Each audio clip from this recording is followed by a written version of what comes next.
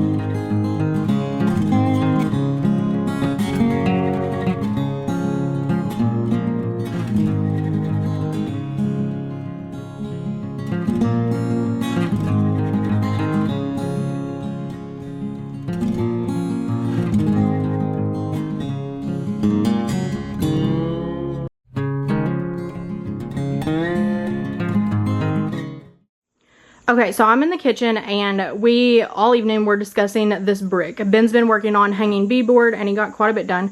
And I'm using this work light just because it is so dark in here. I don't know what's up with the lighting, but I cannot get it any better than this. So sorry it's so yellow and weird, but we've been trying to figure out what to do with this brick because I do want to leave it exposed. So they came up with a plan, and it requires a lot of work. Like, it would be at least a day-long project, if not longer, just because all of these studs, every one of these that you see, these are 4x4s right here on the very edges. And then these are all studs also that are helping support the second floor, which on the other side of this is also chimneys on up. So there's mantles on that side of the room on the upstairs, if that makes sense. So in the other room, there's mantles, and then this is the bathroom up here. What we found is that we would have to take out all of these, but simultaneously while we're doing all this, we'd have to build a header first and have it ready to go, because as soon as we pop these off, we're gonna have to put a header in place up here to hold all of this. But once they told me that, I thought of, well, this T right here that is supporting, I don't know if you can even see this, the lighting is so weird. There's a T right here of studs that is supporting this brick, because this brick right here is a pop out from this wall. So this is flat, and then this is an extra brick thick, and that's where the chimney was for the wood burning stove that they had in here. And so I was asking them, if we take that down, is it going to make this collapse? One, because I would almost want to take this off, but then the further that we look at it, some of the bricks are inset into that wall. Like they're, instead of being run this way, they're ran that way. So they're intertwined into this brick. And we don't know if the weight, if we took this out, if this would collapse this little square thing and then cause structural problems for the rest of the fireplace.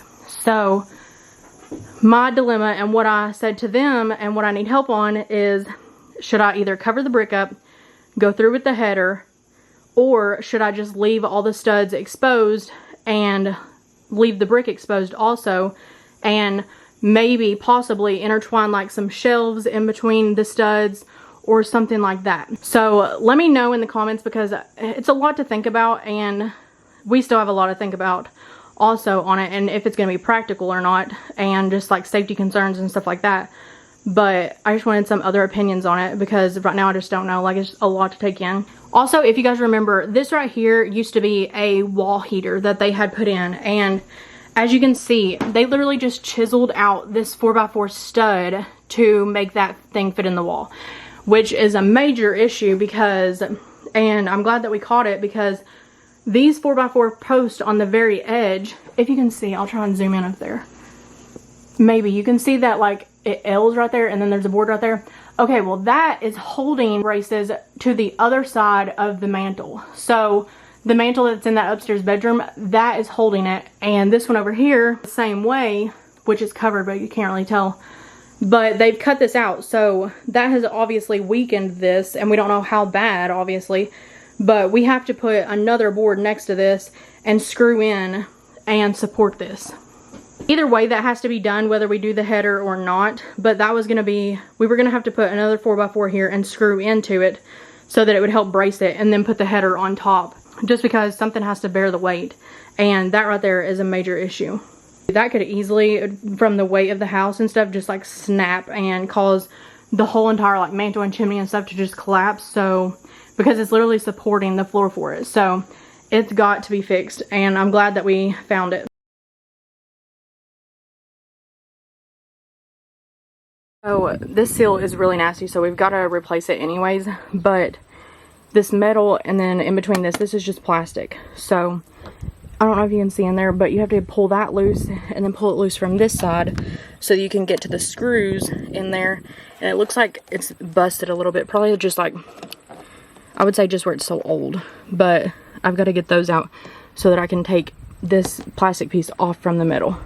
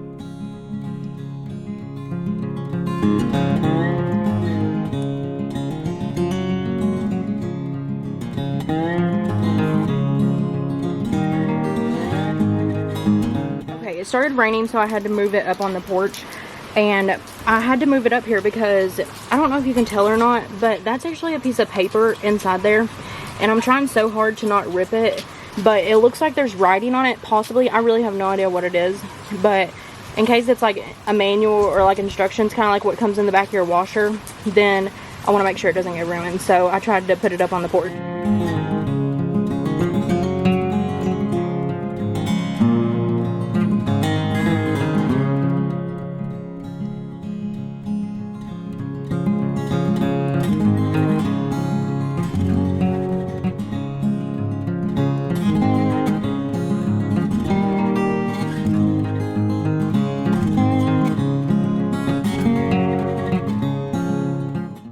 I just got the insulation pulled out, and I took pictures so that I could remember how it went in so I could put new insulation back in. But down here at the bottom there is quite a bit of rusting. Thankfully there's no holes from what I can tell. Like, it's not completely rusted through, and there's no rusting on the outside of the shell. Like, it's just around like the edges like this, like just like surface rust, but nothing like major that can't be like cleaned up with a grinder. So hopefully we don't find any holes, but I'm sure Ben can fix it. Like, he could either weld something up or figure out something. He's usually pretty handy about stuff like that, so I'm sure that we could figure up something. But now that all that is out of the way, I can finally figure out this like handle. It looks like it's broke right there, and then I found a couple little pieces, like those two things, and then this right here that goes to the outside. So I need to figure out how it goes in there. And honestly, it looks like all that is that is just broke. The end. I really hope that you can see this, like the little latch. So hopefully it'll be an easy fix, because I have had a really hard time finding any parts. So I kind of found that I have to get it all tore apart before I can order any kind of parts, because I honestly don't know what I'm looking for until I tear it apart and see what I need. Super thankful, because it does look like it's very simple to fix. Like, I don't know if you can see in there, it's kind of dark. And then there's really nothing to it. Like, there's not much functioning things to it, I guess you could say. So I just put the button back in there, and as you can tell, it's split right there, and then on the bottom it also, there's a piece hanging on back there, but then the front half is gone. So the hinge part right here is broke, and then there's something missing right here. I don't know what should be here, because I can fit my finger in between this, and I don't think it's supposed to push in that far. I could be wrong on that. I need to see if I can find any kind of video or any research on this, and so far I haven't had any luck on YouTube or anywhere like that, so I'm still trying to look and figure out what is going on. But this little piece I found in the bottom of the refrigerator the other day when I was cleaning out the insulation, and I think it's broke, as you can see. And I've tried to do some research, and so far I cannot find any parts for this refrigerator. Like, I've tried everywhere, but Ben thinks that Ben knows that he can fix this, like the hinge parts that's broke, so that should be an easy fix.